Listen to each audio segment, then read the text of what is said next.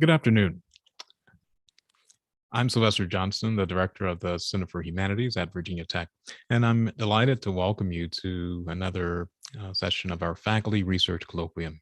I want to thank Dominique Francesca, the business manager of the Center for Humanities, and Joe Fort, the director of the Athenaeum, for their work in organizing this event. Today, we are especially delighted to have with us Professor Cora Olson. Dr. Cora Olson is a senior instructor in the Department of Science, Technology, and Society. Recently, her work has focused on the entanglements of race, COVID, and American healthcare. Within this work, she concentrates on the intersections of public health narratives, white supremacy, and Black American lives.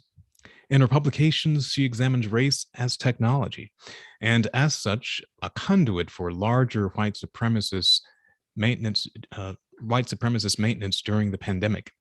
In this strand of research, Olson shows how flexible language is often used as an instrument in remaking dominant race relations by placing blame on Black and Indigenous communities for health disparities, while advancing structural biomedical racism in American healthcare.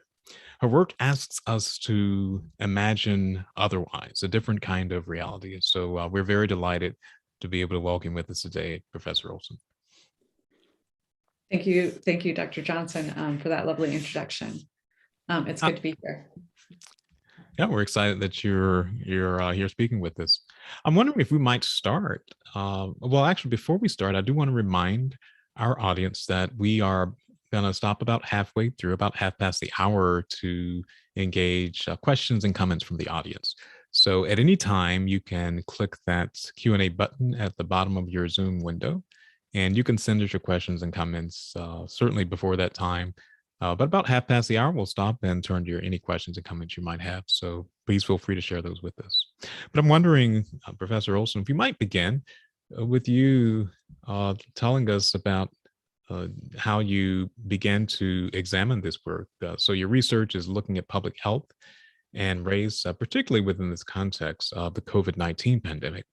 And your work is addressing the intersection of very important and complex issues that's affecting our world. Could you tell us how you became interested in understanding the connections between race and public health?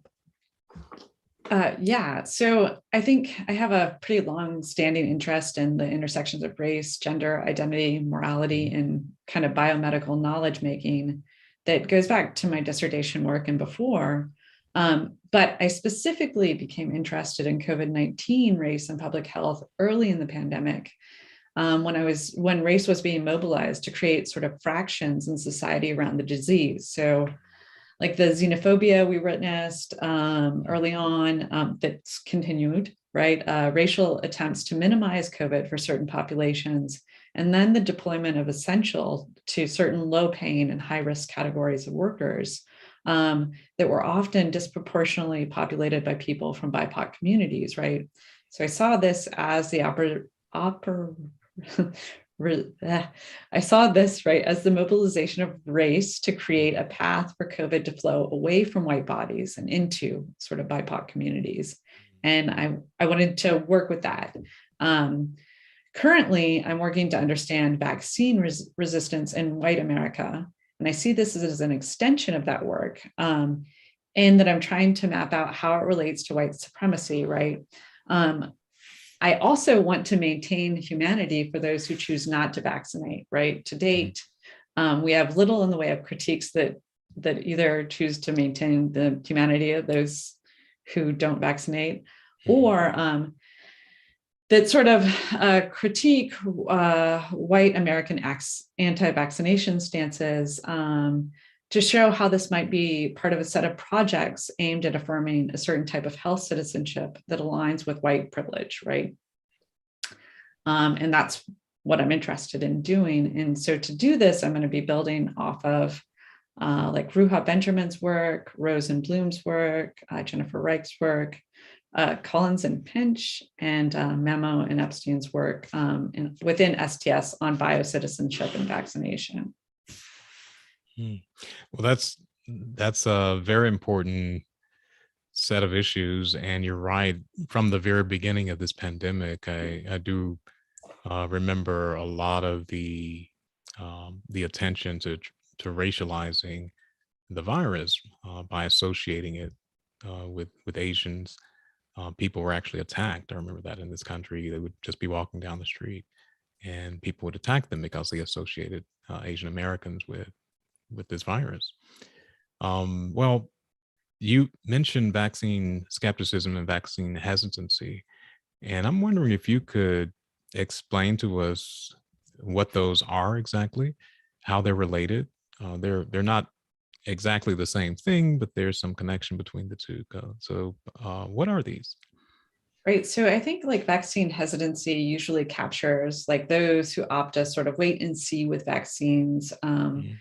kind of stance, right? So these folks in general don't oppose vaccinations. They just want to know more, usually from interactional expertise, right? Before making vaccine decisions. They might oppose some or opt out of some vaccines. Usually this is based on sort of individual risk calculuses around the diseases themselves Mm, that the vaccine would prevent.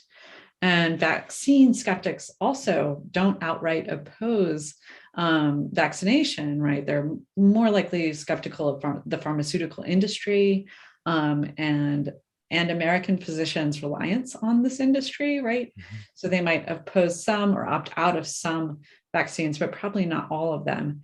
And then there's the anti-vaccination folks who oppose all vaccinations, and this um, they right a square is a rectangle, but a rectangle isn't a square. So here, this group kind of can also be vaccine skeptical and vaccine hesitant. They're just at the extreme end mm. of of the sort of spectrum. Now that's very helpful to understand those distinctions. Sometimes it it can appear that they're getting lumped together in media coverage of people who might not want to get vaccinated or might not want to get vaccinated right now. But it's helpful to hear the differences among those. As you were mentioning earlier, again, from the very start of this pandemic, there were lots of ways that race was affecting the way people were representing the pandemic and responding to the possible impacts of social policy or trying to anticipate the way different racial communities might respond to vaccination. And so experts have certainly noted that race is a significant factor, is, is impacting social behavior, health outcomes, etc. And to your point about vaccination efforts is a very important dynamic. So, what have we learned since that time? It's been, I can't remember how many months, but around a year and a half, approximately, or actually almost 2 years now since this started. So, in that roughly 2 year time period, what can you tell us about what experts have learned about race and the COVID-19 disease? Yeah, so this is a great question, and it's kind of a where to even begin for me question, right? Mhm, So COVID helped sort of sound the alarm bells that racism was a significant factor in biomedicine for clinicians, right? Especially in light of the BLM marches in 2020, right? mhm, There was a huge outcry within the medical community to like look inward and start thinking through this, right?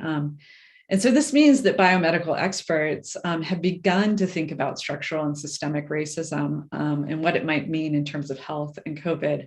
And you can see that in publications like JAMA has published on this. Other sort of big medical journals have drawn attention to structural racism in ways that it wasn't being paid attention to as much before, right? mhm. Early on, in terms of vaccine distribution, this meant a lot of experts were working to get BIPOC communities on board with vaccination. And they were drawing attention to things like the Tuskegee syphilis study to explain racial disparities in vaccine Mhm, uptake, right? mhm, And this kind of conflated the Tuskegee syphilis study as the sole reason for medical distrust within BIPOC communities. And public health experts actually like learned not to do this, right? Mm. Which I think is a really important takeaway. They learned that there was much more to it than a single event, right? And that it's sustained, and to think of it in those ways. And so that's another thing that has come out of COVID. And then this led to thinking through, they're not always enacting solutions about how structural barriers to access might exist, right? So the CDC started to collect and publish data on race related to COVID. And we have currently, right, about 79% of white adult Americans are fully vaccinated. 78% of Black adult Americans are vaccinated, fully vaccinated, and 48% of American Indians are fully vaccinated, right? These three groups have the lowest vaccination rates based on race. And for me, that's important to look at sort of, this is an important reason to look at white adult resistance, right? A lot of attention has been paid to political affiliation for the group, but it seems to miss a lot of the details. And I think that public health experts are also sort of missing those details and missing out on ways to think through sort of potential solutions that exist outside of a deficit model when it comes to any of these groups, but in particular, white adult male or adult Americans, right? And so that's kind of where I want to like head into. Mm-hmm. Well, white supremacy has repeatedly produced widespread harm through explicit forms of violence, structural inequality. There's lots of dangerous asymmetry in the control of resources, and that's true for things like economic resources, but also other societal domains that include media and information outlets. So, what has your research revealed about the role of racism on public health with attention to those kinds of aspects, and what can you tell us about some of the historical and genealogical and social aspects of racial identity, and particularly white racial identity? Yeah, so these issues are still at play, right? Recently, our Mhm. global vaccination context has been referred to as vaccine apartheid, as the Yep. global South is being left out. Right. And our focus on American vaccination efforts has really made room for a loss of attention to the global picture and or a reproduction of racism through a lack of expediency in vaccination efforts to less affluent, right, and less white places in the world, right? And this aligns with white supremacist beliefs about individual rights and privileges in kind of convenient ways, right? And I think the new Omicron variant in South Africa is a great example of this, right? Mhm. So variants flourish in under-vaccinated spaces, as this one has. And the medical evidence from South Africa is showing that people who are vaccinated are not being admitted to the hospital with Omicron. But right in South Africa, white adults are the most vaccine hesitant. And I suspect that in South Africa, this is working like vaccine opposition and hesitancy in America. And that is, right, white Americans are making these decisions based on individual risk calculations, interactional expertise, and expertise attunement that reinforces their belief systems and is like tied to white supremacy, right? And so, so it's continuing to produce variants. White supremacy is still part of like not the problem of COVID, right? And you just mentioned the expertise attunement. Can you say a little bit more about what that terminology means and why it's become a point of concern for those who are trying to understand the relationship between public perception of the efficacy of vaccines on the one hand and the view of scientific experts on the expertise on the other? Yeah, so I think we've become really accustomed to lots of things in like capitalism, and one is is sort of like is attuning ourselves to things that reinforce that allow for confirmation bias, right? Mhm. And when it comes to vaccine skepticism, hesitancy, or resistance, there are a plethora of would-be experts exposing anti-vaccinations things that can be sort of picked up and taken out of context, um, or just kind of like picking up what have become like now retracted papers and using them as evidence in favor of anti-vaccination. Another sort of way that this attunement works is kind of relying upon not just biomedical knowledge itself, but conflicting types of biomedical knowledge. So, or pulling from different places in biomedical knowledge. So you might get, so Joe Rogan recently said that, what you should do is you should go out and get COVID after you've been vaccinated, right? Because then you will have the protection from the vaccine, right? So you won't get really sick, but you will have an enduring, robust, immunity after you actually get, right, COVID, that will protect you even more, right? And so this, to me, kind of captures expertise attunement in some ways, right? Because he's not 100% wrong. There's some kernel of scientific truth in there, though it doesn't, it may not map onto COVID, and he doesn't say anything about that, nor does he talk about sort of the risks involved in getting COVID itself, or just the harm of spreading COVID, right? This is not part of that equation.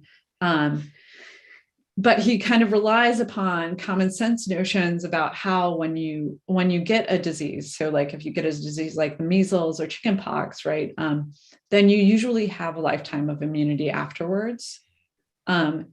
He's relying upon pulling on that and pulling on scientific knowledge about the vaccine to make this kind of different type of argument that aligns really well with sort of whiteness and late capitalism, right? Because you can pick and choose the knowledge that you want to continue doing as you want to do, basically. Yeah, that is that's a really good example. I've heard multiple people make this claim that there should be this effort to actually go out and contract COVID-19. So then you'll have this natural immunity. Of course, that's the problem of going out and getting a disease. So that as a strategy for not getting it, all the kind of dangers inherent in that. But it just underscores your point about the complexity and importance of this issue. So your research examines these human dimensions of technology and the intersection of this with social and cultural factors.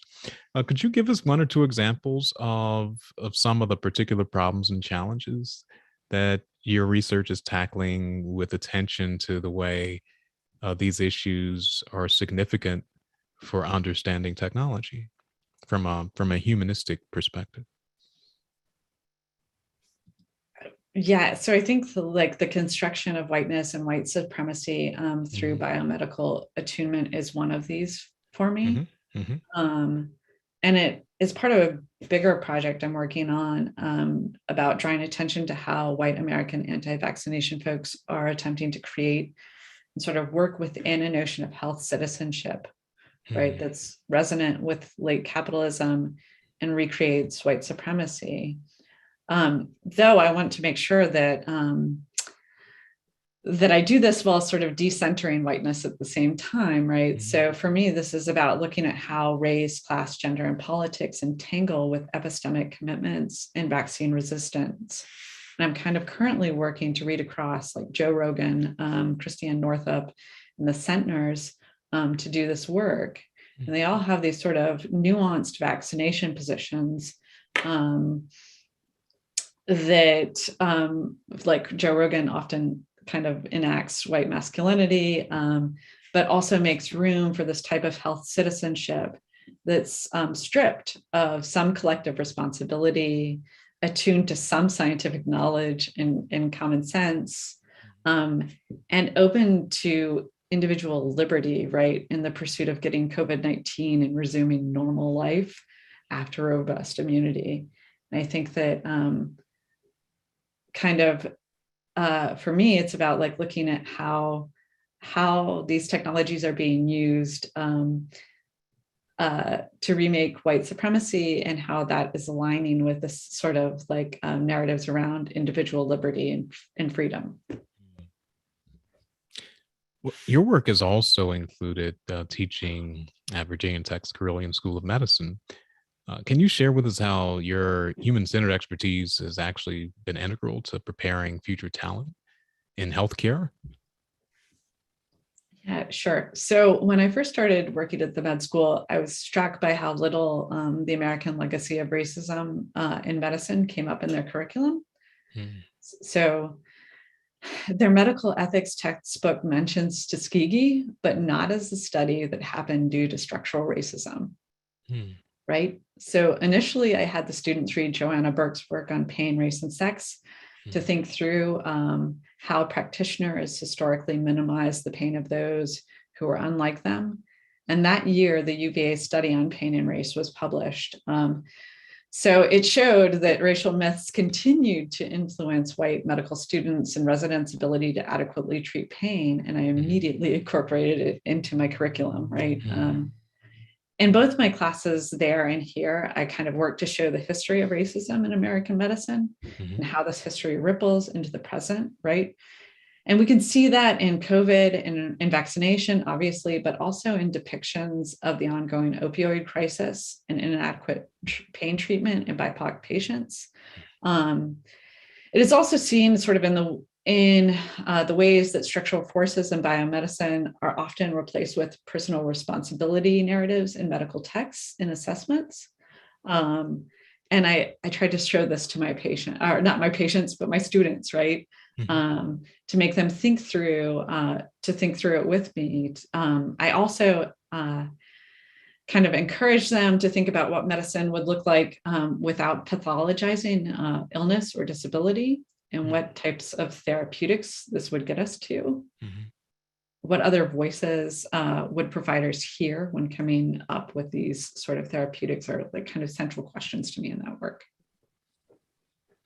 Well, I think it's really amazing that you've been able to make that part of your work, because it is an area that is typically viewed strictly through a STEM lens. If people think about the type of learning that can bring tremendous value to the future of talent in healthcare. And as your work is showing, even a field like healthcare has these humanistic dimensions that require an approach from humanities to consider some of these social and culture factors that are actually affecting the way people experience health, and how that gets delivered, and what the larger social outcomes is. So that's remarkable.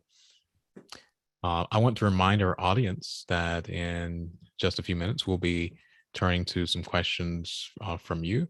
So feel free to go ahead and place those questions in the Q&A queue. You can click the Q&A button at the bottom of your Zoom window, and we will be happy to turn to those. And we already have at least a couple of those questions queued up. So one of those is just a quick clarification of BIPOC. So if you could just, one of our audience members is asking to explain the term BIPOC. Yeah, so Black, Indigenous people, and people of color, right? It kind of it is a shorthand for a group of historically marginalized people, right, in the U.S. especially. So, right. So that's BIPOC. So they were just asking actually what that was. So very good. So one of the other questions is asking about the structural racism, saying you've referenced a few times the other problems of structural racism in medicine that contribute to BIPOC hesitancy and skepticism toward doctors, and this includes very recent misconceptions about pain. And so this member of the audience is asking if you can provide us with a few more examples that demonstrate the breadth of this thread. Yes, of course. So, I think that I can think of so many that it's actually hard to sort of narrow it down. I talked about the UVA study that's by Kelly Hoffman.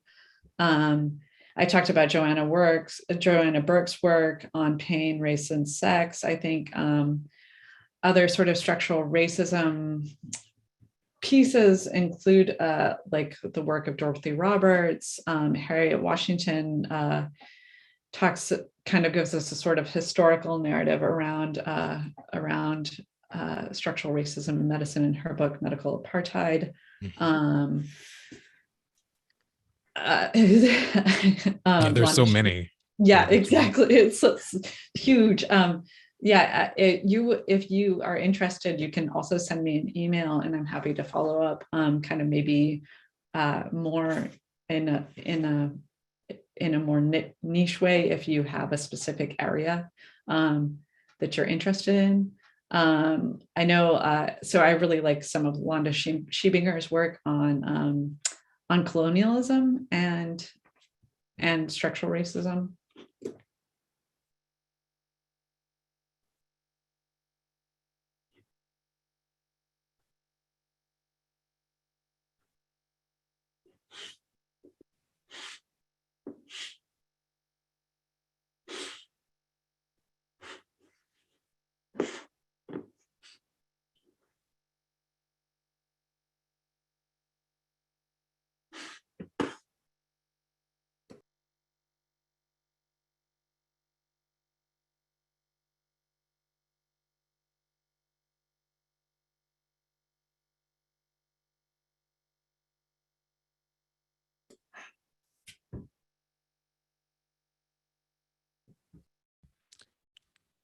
So that was, are you able to hear me now?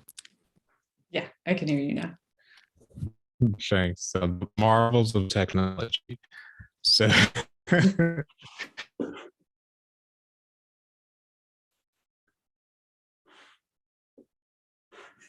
for something just happened to my signal, I guess, and knocked me out. But I was talking about the medical apartheid, which was actually started by forcing in the anesthesia. And of course, there's so many instances and continuing, whether peoples who are marginalized, people of color particularly, whether they receive the kinds of referrals that they should to specialists, and if they are given the different types of medical options that more affluent patients or that white patients might be given by doctors. So it's not just the pain, it's also different options that might be offered to them.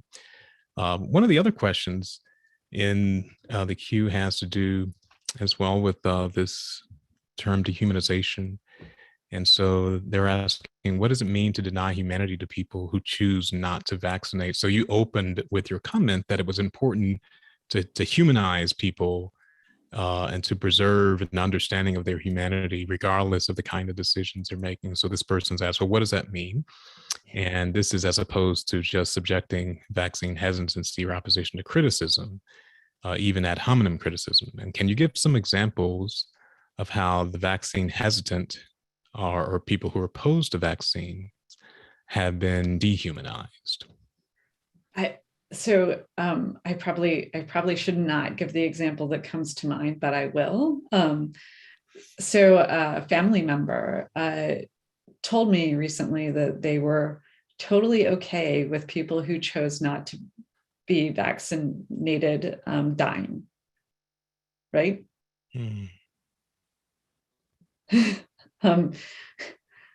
This is like the extreme end. Like, we should not be okay with that, right?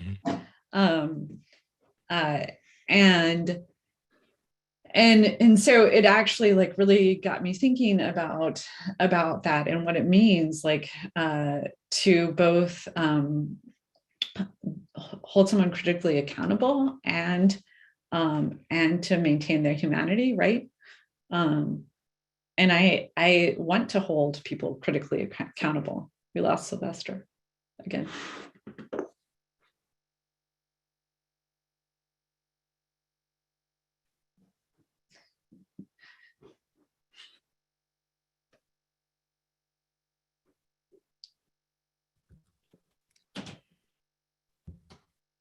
Okay. So yeah, I want to strive to hold people critically accountable while also acknowledging that they're human, right? That's where I was wrapping that up. There's another question that we have as well, and this one is concerning the confirmation bias. Do you believe confirmation bias is a negative, and confirmation bias happens on all sides of an issue? So it seems that the term can be used when convenient, when in fact people that are both vax and unvax continue to find confirmation in their beliefs. So could you explain what this is, what confirmation bias is, and then is this something that is just subjective? Is confirmation bias always a problem? Well, yeah. So is confirmation bias always a problem? Not if you're right. No, just kidding. Yeah, I mean, I think that in some ways it is, right, because it prevents you from critically engaging with things, even if you are on the side of science, and science itself is valuable, right? But I think that it's important to pay particular attention to confirmation bias when we live in a heightened space of sort of echo chambers and seeking out confirmation bias, right? So I don't know if that answers the question or not. There's another question about white supremacy. How does this explain anti-vaccine protests in many European countries? And how does the American paradigm explain this phenomenon? So I guess there are a couple of questions. Is this strictly an American paradigm? That is the analysis of white supremacism. And how does this explain what's happening in European countries?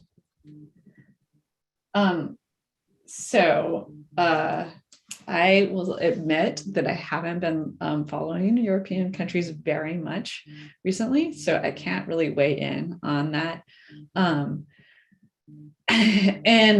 And I am kind of trying to narrowly look at the American experience, but that doesn't mean that white supremacy isn't happening in other places, just that I'm not looking there right now. Well, it'd certainly also be worth considering that the scholarship on white supremacism, of course, varies. Some of that examines white supremacism in the Americas, but a lot of that is examining this globally, looking at it through histories of colonialism that happen all over the world, including Europe, which is a multiracial society. We often think about Europe as not multiracial, but it is, and so that's why experts have examined it within a global context, certainly including Europe.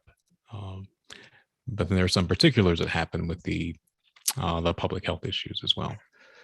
We have another question that's asking if you might explain a little bit more about the personal responsibility narratives in medical text and what content they have replaced.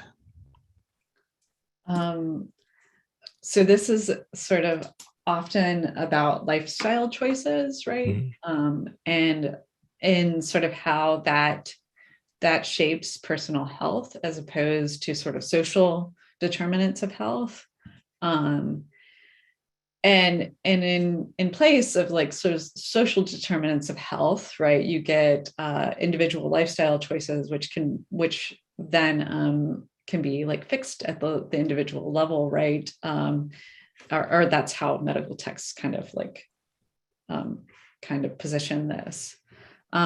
So this means that you don't have to pay attention to the sort of social aspects or the political aspects of health.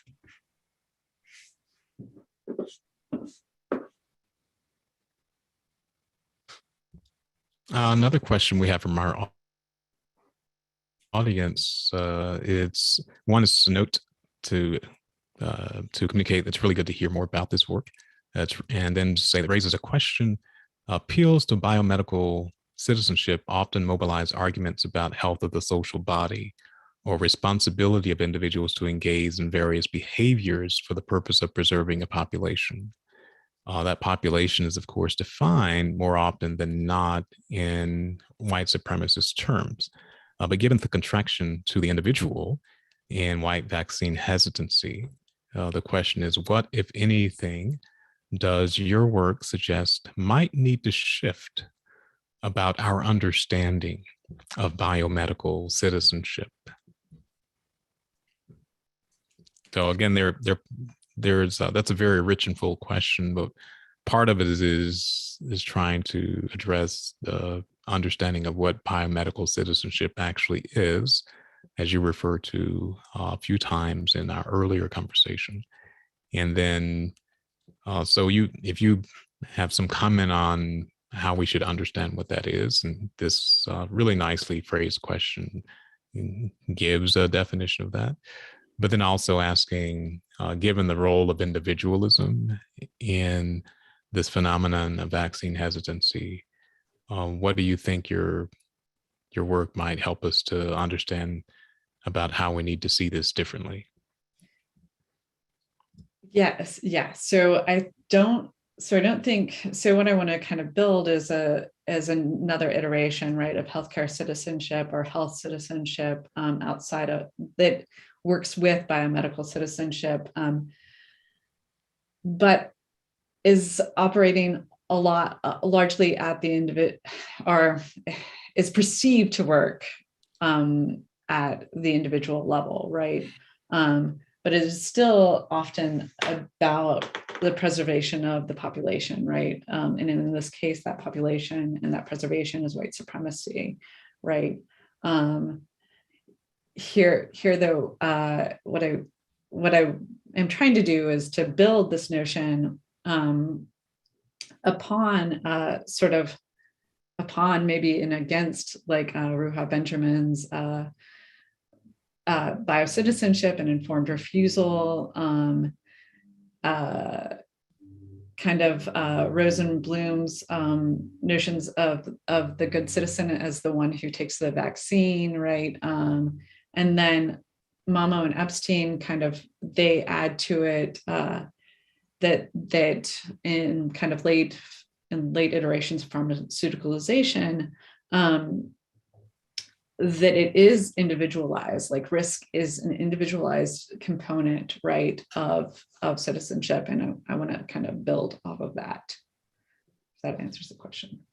So if I could just elaborate on that question, then would it be fair to say that your work is showing that there is a role for some form of biomedical citizenship, that is this understanding of the importance of health as a collective phenomenon, not just me being concerned about my individual health, but what we call public health as being one example? Is there a role for that, or do you think your work is showing that the whole idea of biomedical citizenship has so many problems that maybe we need to replace the whole concept of biomedical citizenship with something else?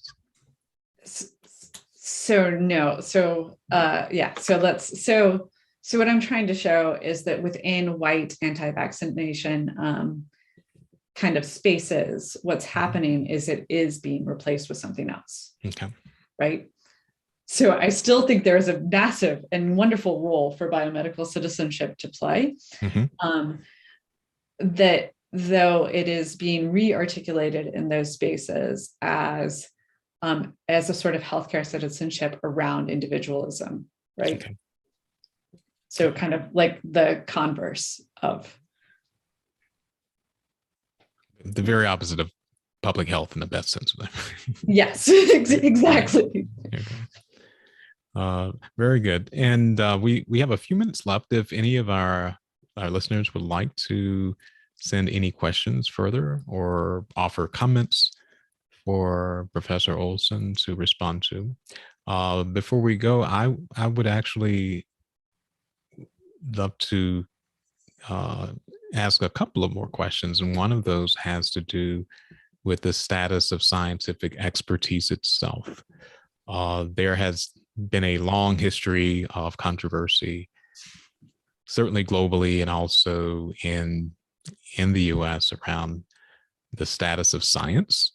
Many people might be familiar with the Scopes trial from the early 20th century that was around the teaching of evolutionary theory, of understanding the history of human evolution, and the objection to that, and eventually that scientific principle was able to be included in American education. More recently, and I think it's fair to say during this pandemic, we have seen many, many examples of very intense criticism of scientific experts, such as Anthony Fauci, that are criticizing their expertise.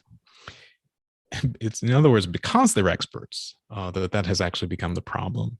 And some state governors, for example, have raised attention to what they have called the problem of experts trying to tell people what they should be doing. So do you, in the work that you've done on the vaccine hesitancy and the vaccine resistance and the vaccine skepticism, does it seem to you that during this pandemic, the status of scientific expertise has actually reached a different point, or is this just more of the same, more of what we've seen before? So I think that this is kind of more of the same, right? And initially I was thinking that there was this opposition to sort of the professional class or expertise, right? When I started my research, right? That is kind of iterated in those governors saying things like experts shouldn't tell us what to do, right? But what I actually saw is more of this notion of expertise attunement, right? Where they're culling the information, or people are culling the information that they want to use, and then trying to align that with their positions, right?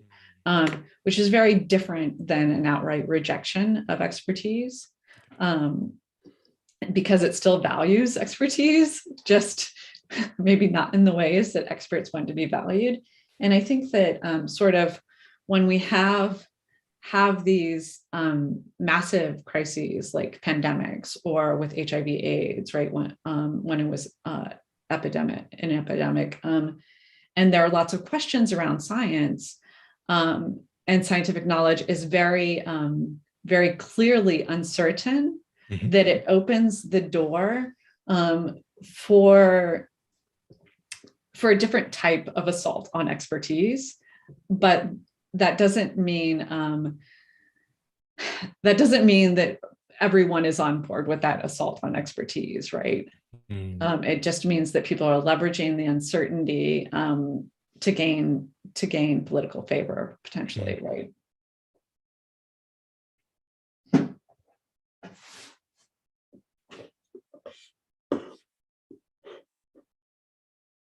Asking about the early in the pandemic, some commentators labeled it as a war. What happened to this argument? And that is, the fight against the pandemic was a war. So what happened to this argument? And if it is a silent war against our populations, how are